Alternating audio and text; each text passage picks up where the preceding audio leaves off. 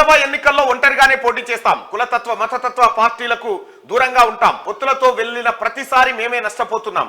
అవసరమైతే ఎన్నికల తర్వాత ఆలోచిస్తాం. రాజకీయాల నుంచి వైదొలుగుతాననే ప్రచారం వాస్తవం కాదు. బీఎస్పీ అధ్యక్షురాలు మాయావతి అంటూ బీఎస్పీ అధ్యక్షురాలు మాయావతి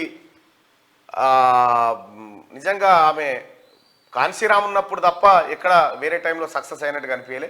ఆఖరికి బీఎస్పీలో పూర్తి స్థాయిలో అధికారంలోకి వచ్చింది కూడా కాన్సీరామ్ మరణం తర్వాత 2006 తర్వాతనే ఆమె పూర్తి స్థాయిలో అధికారాన్ని చేపట్టింది. అది కాన్సీరామ్ మీద ఉన్నటువంటి ప్రేమతో పడ్డటువంటి. ఆ తర్వాత బీఎస్పీ ఎక్కడ కూడా పెద్దగా ప్రభావాన్ని చూపించలేదు. ముఖ్యంగా తెలంగాణ రాష్ట్రంలో జరిగినటువంటి ఎన్నికల్లో బీఎస్పీ ఘోరంగా విఫలమైపోయింది. బహుజన్ సమాజ్ పార్టీ మరి దానికి కారణాలు ఏందని ఆ పార్టీ విశ్లేషించుకోవాల్సినటువంటి అవసరం ఉంది. ఇక అదే పందాలో వచ్చినటువంటి ఏ పార్టీ కూడా పెద్దగా పర్ఫార్మెన్స్ చూపించలేకపోయినాయి. అంత 5-10 ఓట్లతోటే క్లోజ్ అయ్యాల్సినటువంటి పరిస్థితి వచ్చింది.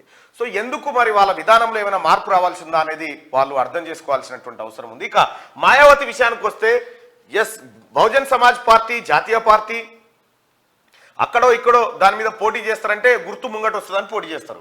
గుర్తు ముంగట వస్తుంది, ఏనుగు గుర్తు అని చెప్పి ముంగట వస్తుందని పెడతా ఉంటారు.